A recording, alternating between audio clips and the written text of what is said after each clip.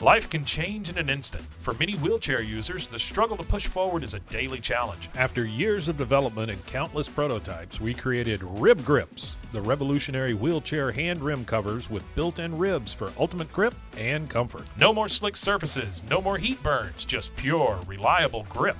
Rib Grips, empowering you to push forward with ease. Rib Grips, get a grip on your freedom. Discover the difference. Visit ribgrips.com and use promo code GRIP today. You just found the perfect product that helps with staying cool during hot summer runs. No more gross warm water. Stay cool with this product from Gear Handle. This hydration tube cover helps keep your water cool and easily accessible. Stay hydrated during those long summer runs or even delay from freezing in the winter. Plus, they're compatible with various brands of water bladders and come in various colors. Visit gearhandle.com and use promo code H2O today.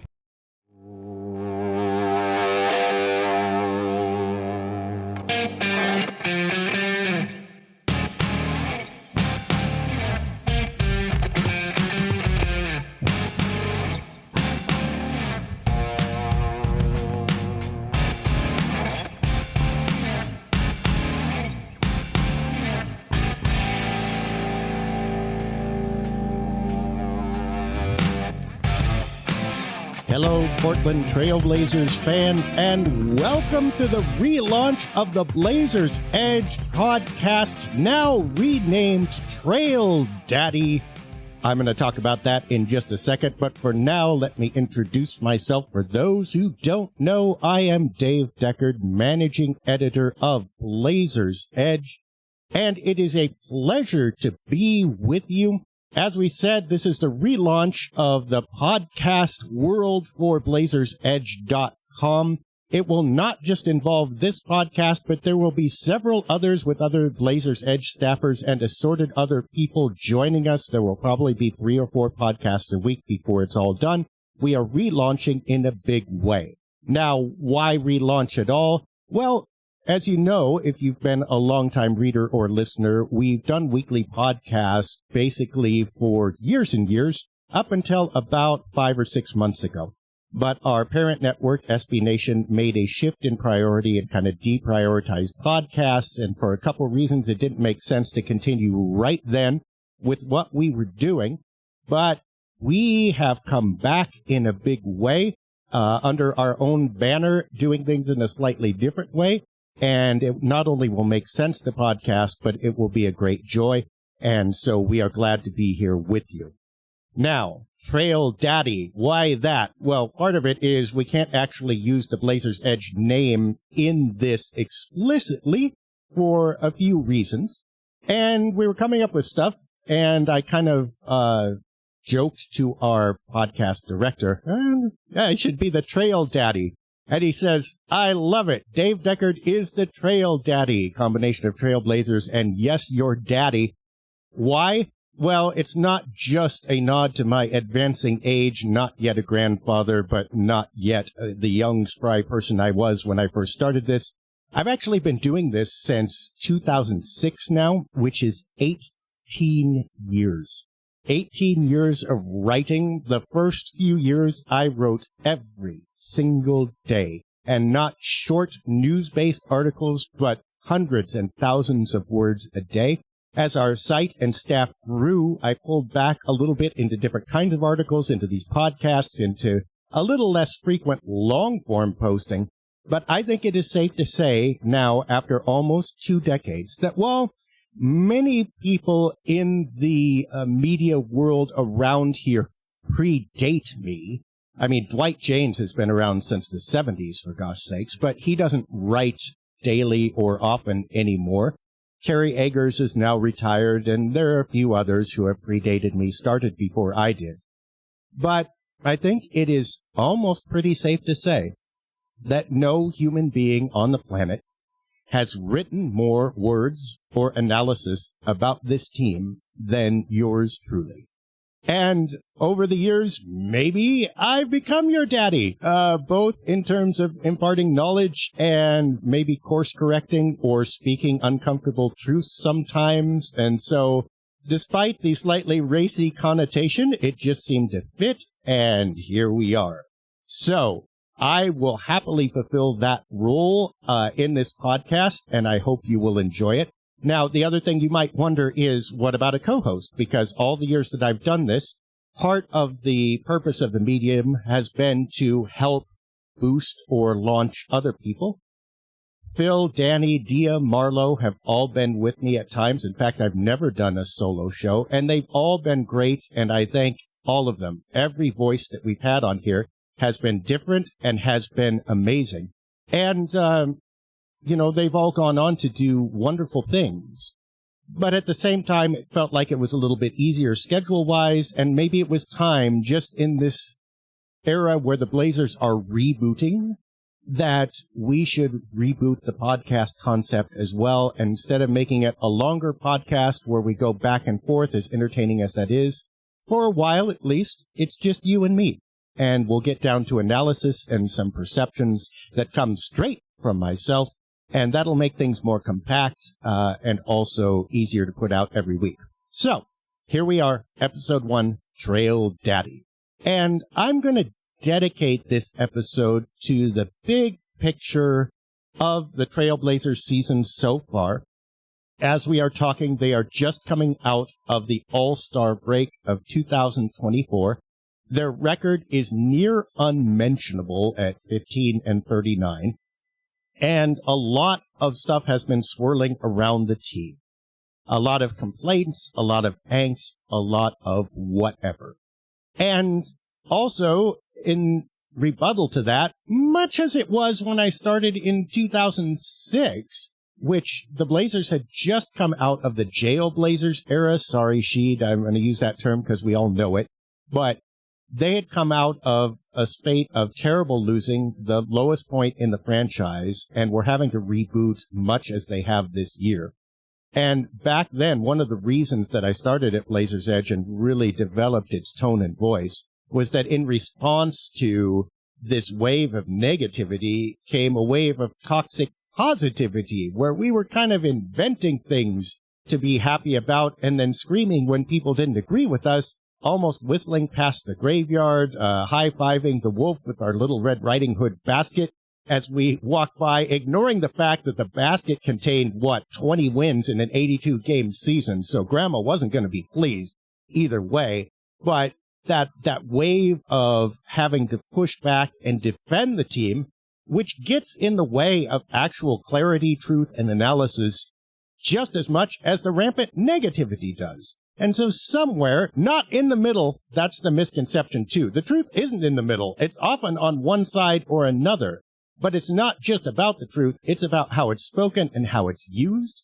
And so we're going to dedicate this podcast to speaking truth, or this episode of this podcast to speaking truth, but also clearing up some misconceptions that have been hung on that truth like bad ornaments on a withering Christmas tree. So, we're going to cover half a dozen of them. Let's start right now with the number one biggie, the one that's hanging in the room. That losing is terrible.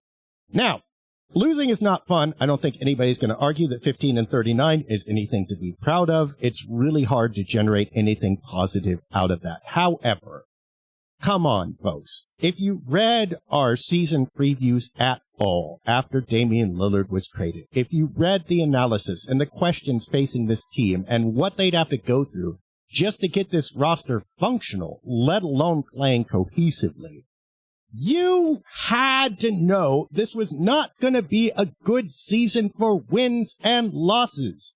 There was nothing that was going to make this season work well. And there's no magic coaching recipe. There's no magic trade. I mean, the trade deadline, you saw us also say that the Blazers were going to be quiet. And that was not a bad thing, because what they needed could not be obtained on the trade market. The only thing that they could do is either make a half-hearted stab at something that wasn't going to work, giving up one or two of their best assets in Malcolm Brogdon or Jeremy Grant or Anthony Simons on the way to doing that, or give those same players away to accumulate future assets that they already have enough of. So neither the losing nor the inaction during the losing is as bad as people are saying. Obviously, when you're going through the valley, it's easy to point out that it's dark, and those walls on either side of the path look pretty steep and unclimbable, and it's rocky, and you can't see ahead. But you know what? There's that old story in the Hobbit. That's the prequel to the Lord of the Rings for you kids who don't know. And the dwarves and Bilbo Baggins go through the forest of Mirkwood, and they end up climbing a tree to try to see how far it is to the other side, right? And when Bilbo gets to the top of the tree, it seems like there is no other side, like the forest goes on forever. But what he does not notice is he's actually in a dip on top of that tree. In other words, the tree is standing like in a dell or in a valley. And so he's looking upward at the rest of the trees and can't see beyond the higher treetops. And if he could just get a little higher, he would see that it actually isn't that long. Now, I'm not saying that the Blazers are going to turn this around quickly. They probably can't. But you know what? The forest ahead isn't endless. And the possibilities of finding an edge and some sunlight are going to happen every summer, every trade deadline, and in some ways, every game after this. So, if you can get through this year and just swallow the fact that they're going to lose and gauge success by other things for a little bit, probably you are going to see the path get easier. And even if you don't reach the end of it, you're going to see possibilities where you could get a lot farther than they seem they can right now. So I'd like to put away the angst that losing is terrible or the end of all things. Now, we're going to get to that in the last point again and talk about some other things, but let's move on to number 2. In contrast to that, we've also heard that the Blazers losing is all about injuries. And you know what? It's been a really crappy year for that. It broke my heart when Shaedon Sharpe went down for an extended period of time. It also kind of broke my heart when Scoot Henderson did at the beginning of the season, but he's come back. And you've seen his improvement since he has, even though the team itself has not markedly improved. I hope the same will happen for Shaedon Sharpe. The thing that grieves me about Sharpe is he really needed this season to step out, and he was starting to do so when the injuries took him out. But maybe at least he can play some of the final third, and then next year, hopefully, will become his season without injuries. If he can't play a season without injuries, now we have another question entirely. But we're hoping that these injuries will clear up, and it just happens to be salt in the wound, bad luck, piling on bad luck in a year they were going to lose anyway. So if you're going to have a ton of injuries, I guess this is the year to do it. But let's be real. When you look at the players on the floor, when you look at their skill sets, when you look at their gifts and talents, and when you look at their continuity, even if this team were healthy, and even when this team is healthy, they're actually not playing that well. Now, they gotten a little boost by having Jabari Walker come in the lineup at power forward, sliding Jeremy Grant down, and DeAndre Ayton is healthy, and the three of those make a slightly bigger front line than the Blazers had, which helps their rebounding and gave them a spark, especially in the interior for a little bit. They played better interior defense for a while. But they also had trouble getting out and covering the perimeter, and the interior defense didn't stay that much better. So I don't think there's any argument that this team, as constituted, is ready to win, let alone contend. So let's acknowledge that the injuries are terrible and inhibit continuity and all the stuff, but you can't go so far as to say the Blazers are injured and that's why they're losing. They're going to lose anyway, and that's just their reality right now. There's a similar one. It's all about missing shots. Now, there is some truth to this one, too, because you know what? The Blazers do get open shots that they miss. Really, of two varieties. One is you get their dribblers who are manufacturing shots in traffic and are skilled at creating separation, but cannot finish as well as they clear themselves from the defender. And you know what? That's an NBA-wide problem in this generation. This is not unique to Portland, but Portland has some very young, hyper athletes who absolutely have $1 million speed, $1 million dribbles, and as they say, 10-cent finishes, right? They're working on it. It's getting better. But, you know, it looks like those shots should go in when they get that separation off the dribble. It's harder for them than it looks. It's more frustrating for you watching it than it is indicative of something going wrong in play. The other variety of shots that they miss is wide open three-pointers. But you've got to look at who's taking those. If Jeremy Grant has a wide open three-pointer, he usually hits it. If Anthony Simons has a wide open three-pointer, he usually hits it. But who's getting the wide open three-pointers? Matisse Thybulle, who's decent, but still not great. Toumani Camara, who is not decent or great. Jabari Walker, same story from out there. And you know what? That is intentional. That's not an accident. And the two feed into each other. Opponents are sending traffic into the lane to bother those dribblers and prevent them from getting separation. And the price the defense is paying is leaving Portland shooters open. The reason they do that is because they know that open or not, Portland shooters probably aren't going to hit, at least not the ones who are standing out there on the perimeter at that moment.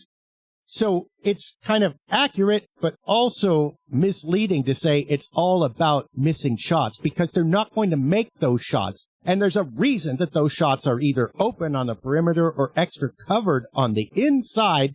And that's not just random luck. It's literally a roster construction issue. Also somewhat a systemic issue. Now, I think that head coach Chauncey Billups has got the Blazers doing a reasonably decent job generating shot opportunities on offense. I don't have a whole ton of complaints with what he is doing or what the team is doing on that end of the floor. Their production is obviously very low compared to their NBA brethren. But that is also a function of roster construction. For instance, I've heard people complain about Jeremy Grant, like, oh, he plays iso ball. Well, what is he going to do? I mean, Jeremy Grant is willing to be a complimentary player. He can pass a little bit, and he doesn't have to be the number one option. But you know what? Who's he going to pass to? Especially if Anthony Simons is injured. Who on the floor is he going to toss that ball to? Who's going to get a better opportunity than he can generate? The answer is basically nobody. And you know what? At best, the next guy, if Simons is out, might be DeAndre Ayton. But by the time that Grant has dribbled inside, he and Ayton are sandwiched together, and it's a short pass through traffic that's going to be poked away if Ayton can even catch it at all, and then Ayton wouldn't have a better shot than Grant did. The troubles with the offense are basically roster-based more than system-based, and I don't have, again, a ton of complaints about them. You know what, though? Something that has nothing to do with missing shots, the reason the Blazers are losing, is because their defense is not great. Hey, you know what? It may look better than the offense, but that doesn't mean it's good. And here, I think we have some coaching issues. Now, it's also a roster issue. I understand the Blazers are short in the backcourt. They're not particularly big in the front court either. Their best offensive players, whom you have to keep on the court, otherwise you'll score 80 points, are not defenders. That is still an issue. But you know what? It seems like really often the Blazers pick a scheme and go for it and hold it no matter what. I think of playing the Denver Nuggets, and I think it was 2 games ago, when they decided they were going to switch on Jokic no matter what.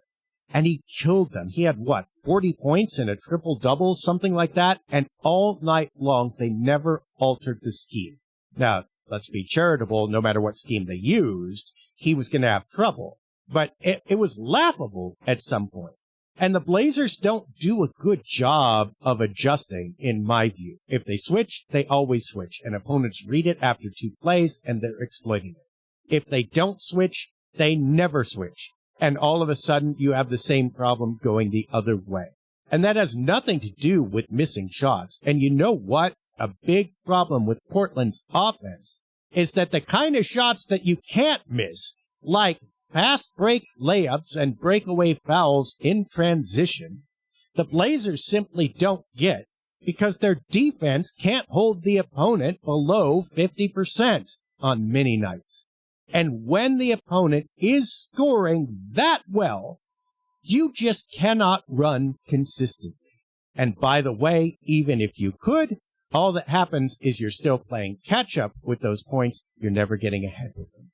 So you know what? Every time I hear, oh, the Blazers are losing, we just lost tonight because we missed some shots, it's like nails on the chalkboard to me. It's like, it's not inaccurate. You did miss the shots, but A, not an accident. B, there's more wrong than that. Now, let's go to the other side of the ledger. Here's myth number 4, or misconception number 4. That Portland Stars are that bad. Now, it started with Scoot Henderson absolutely not being up to star level or even average NBA point guard level when he started the season. The turnovers, the missed shots, the adjustments, it looked bad. And that kind of set that ball rolling of, oh my gosh, Portland's main players are just lousy. Well, Scoot Henderson looked pretty lousy for a 3rd overall pick for a month or 2. That's a given. He's looked better since, okay? Jeremy Grant stepped in that gap and played above his head for quite a while. And he looked fantastic. Now, it did not lead to wins, which makes people complain about him, but he was really not bad. Anthony Simons, I think, is another one, especially when Scoot kind of didn't step up and then got injured. People were going, okay, we've got to shift our expectations to Anthony Simons, and he's really got to excel. And now the bar for him isn't just 22 points a game, which, by the way, he's scoring. He's what, 22.7, 22.9, something like that. I wrote the other day that Damian Lillard himself in Milwaukee is only at 24.1. Now, granted, this is not Dame's best year, and he's adjusting, but Simons is adjusting also, and they are not that far apart. So Simons' scoring total is actually fairly decent. Granted, in the new NBA, 25 points is the new 20. A lot of players score it. But Simons is not doing poorly. He has offensive gifts. The problem is what the Blazers needed him to be was superlative. They needed 30. They need a guy who could take over every night no matter what. And the thing is, when Anthony Simons has run into double teams, which he did very quickly, once opponents figured out, A, how good he was, and B, how much the Blazers relied on him, then his offense stalled. He had trouble passing. Then Portland's offense slowed down, and it looked like it was all Simons' fault.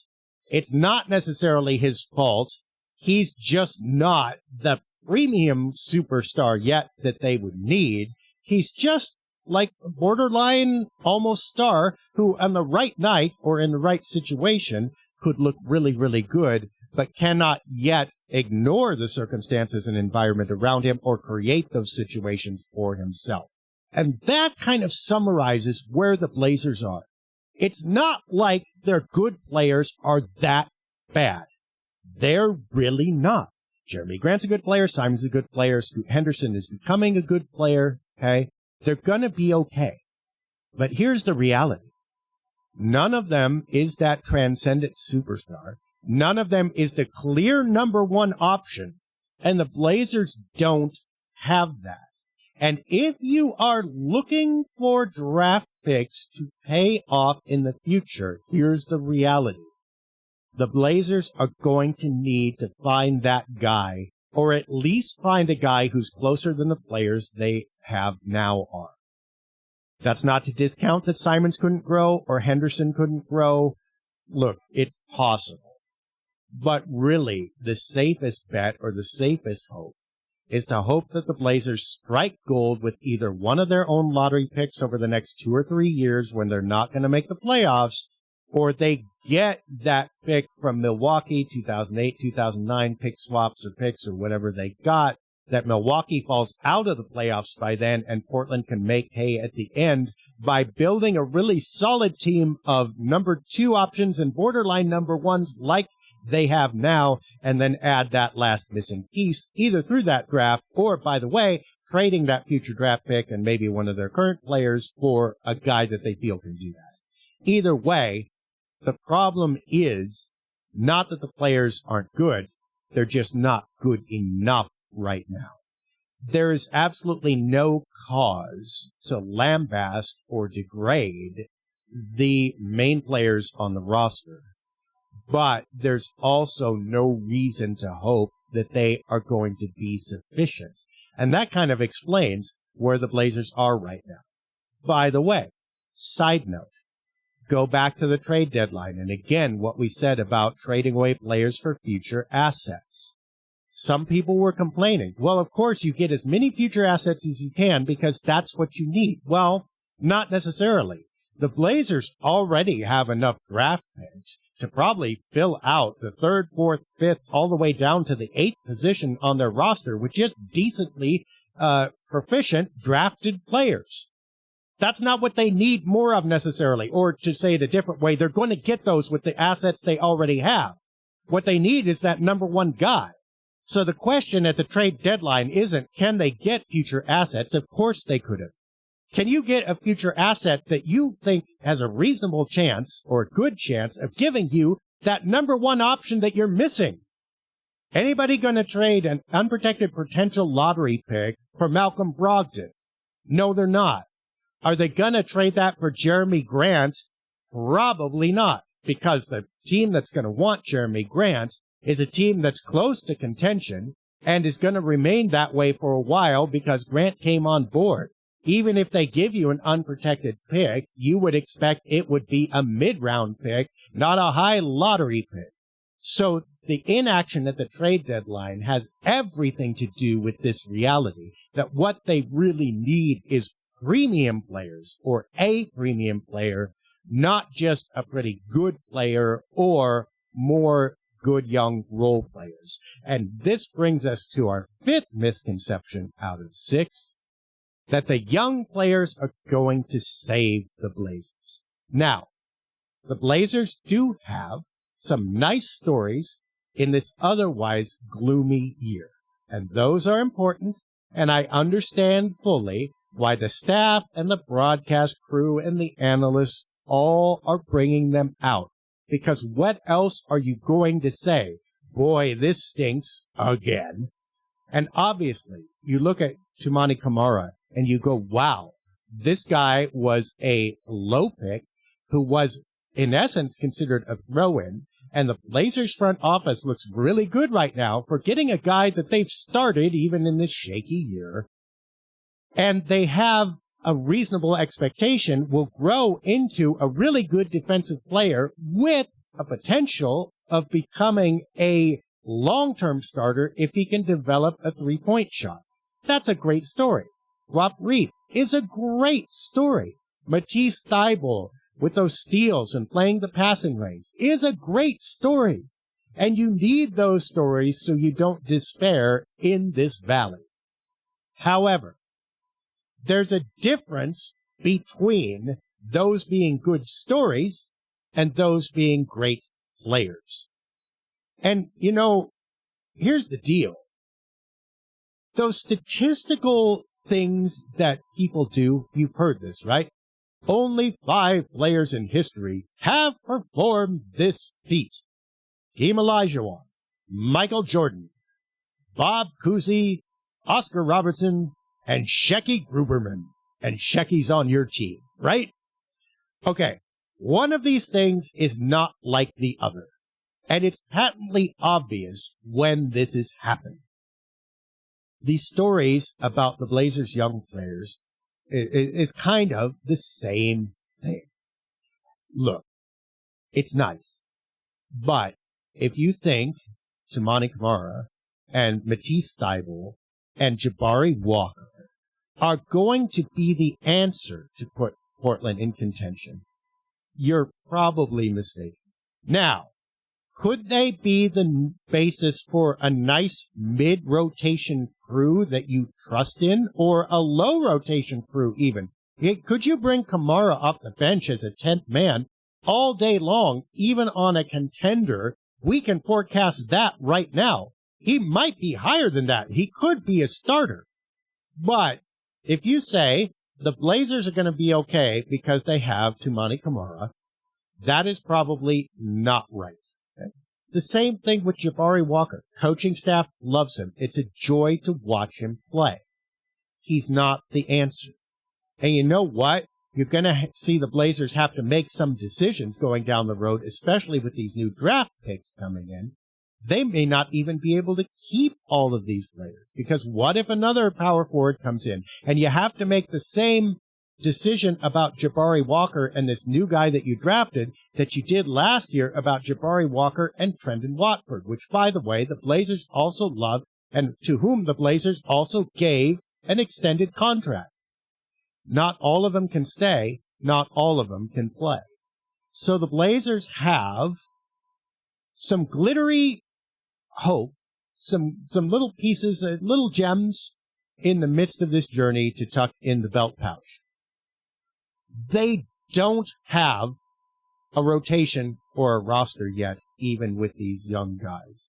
And nothing that we say this year is going to change that. Here's the hope, I think.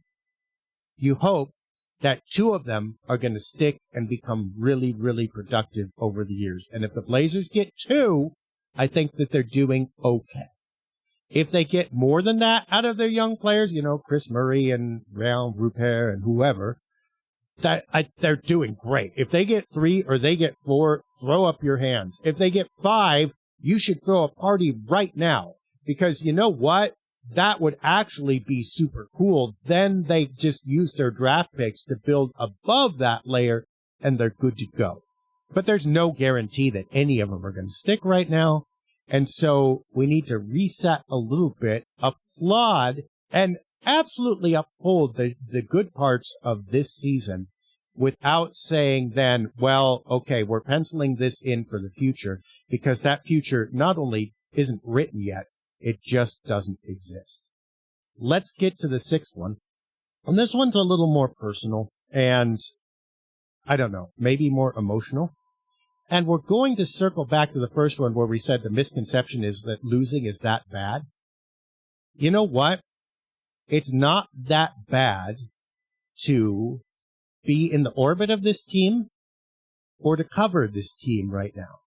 And I say this because I've seen a lot of, expected vitriol in the comments. It's hard to lose. I get it. It's hard when you see things going wrong in front of you that you know shouldn't, and yet they're going to anyway. Completely get it. Not trying to sugarcoat it. It's hard to watch. This team is a bad team right now. My children enjoyed watching the Blazers for a couple years. They'd watch them with me. I do not ask them to do so right now because I don't want to ruin their young fandom. It's okay if they don't want to watch. They probably shouldn't. This is difficult. But you know what?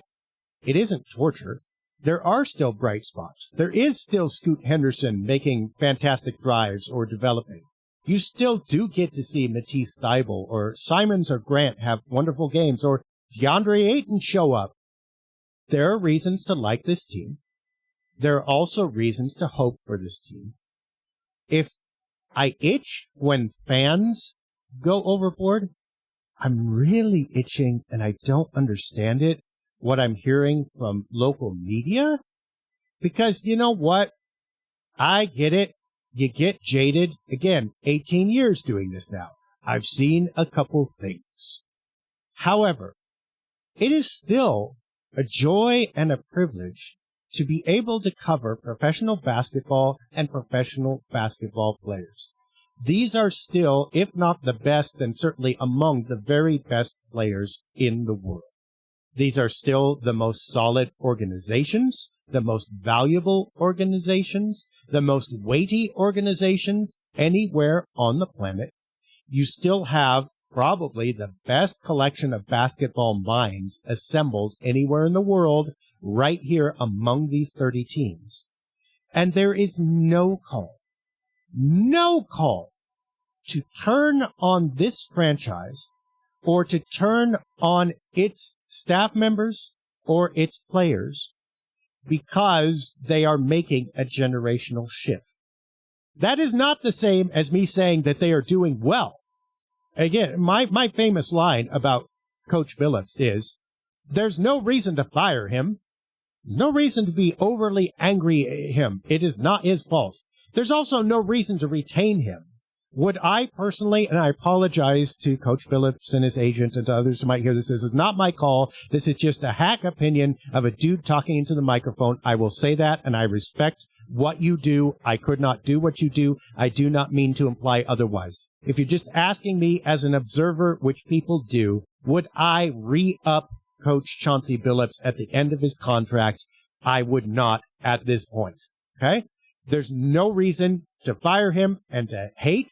There's also no reason to retain him and to say he's doing a great job. That is also true of most or many of the parts of this organization.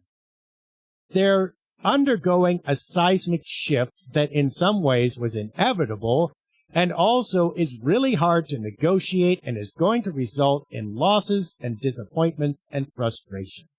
No matter what happens, that was going to be true, and that was ordained the moment they put all of their eggs in the Damian Lillard basket and then went out and bought an egg factory so they could dump even more in there. As soon as the franchise became associated with one player, with Damian Lillard, and that's how they survived during the latter parts of the Neil Olshey era when things were falling apart. The answer was, hey, there's always Dame, and we've got Dame, and Dame is the face, and Dame has the charisma, and Dame is the franchise. And you know what? What happens when Dame leaves? And by the way, if you want to talk about the reliability of some of these misconceptions in media, ask how that was talked about in the 2 years before he left.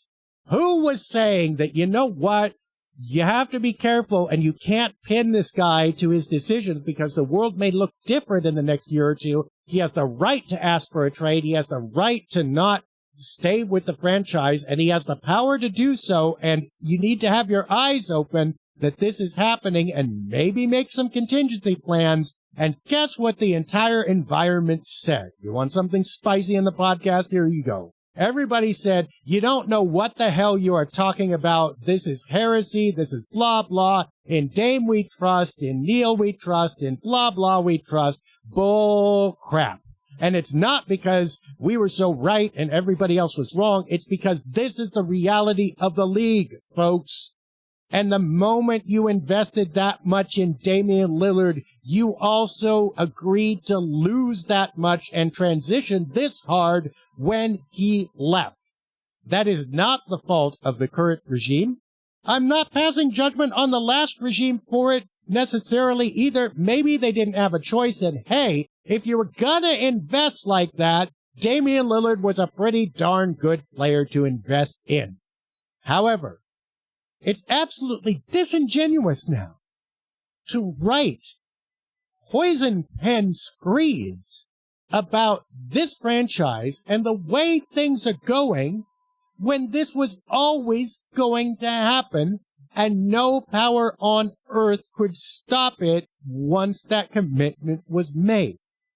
Now, in 2 years, we may have an argument. If the Blazers are flatlined, draft terribly, forgive me, but have the same coach and the same systemic problems, etc., and nothing has changed, oh yeah, at that point, it is both honest and true to bring out the criticism and to put some mustard on that hot dog. But right now, there's barely a bun to set anything on. And I just absolutely roll my eyes when I hear so-called experts talk about how hard it is to write about or talk about this team. You know what? It ain't that hard, because there are a lot of things to notice and to analyze and to talk about. And this is from someone who doesn't even have the access to the team at this point that many of these professionals do. You know what? Perspective. It was a hell of a lot worse in 2004 and 2005. Anybody remember passing over Chris Paul for Martell Webster and Jarrett Jack? Because I do, and I'm not saying that that was automatically understandable at the time, but you know what? In retrospect, that was one of the biggest bungles ever, and it happened at or near one of the lowest points of the franchise ever. Anybody remember drafting Sebastian Telfair and then hitching the horse to him? That was scary. Like, he was halfway through his rookie season, and you're going like, oh, wow, this might not work. All right. The Blazers have way more hope, way more of a foundation, a way better roster right now than they had back then. And even if the wins aren't there any more now than then, they are not experiencing the same deficit, the same cultural black hole, the same despair, or the same lack of direction that they had during that era. That was way worse. This is a picnic in comparison. So you know what? In a way, I think we all need to toughen up a little bit. And we need to be able to speak truth, but speak truth in a way that is measured and in a way that truly reflects what is going on with this team and its young players and its young GM and its inexperienced coach. And when we do that, we're going to see that even if the situation doesn't get better, that our participation in it will. And after all, for people like you and me, who talk into microphones, who write on keyboards, and who consume that media, that is half the point. Well, I hope that you have enjoyed this very first episode of Trail Daddy. We will be here weekly. It will post and publish at this time, so you can subscribe, hit like, tell your friends, tell your neighbors, tell anyone who needs both a dash of reality and a ray of hope that they can find both here. And I am David Deckard, and we will see you again next week, and we'll say it at least one time. Go Blazers.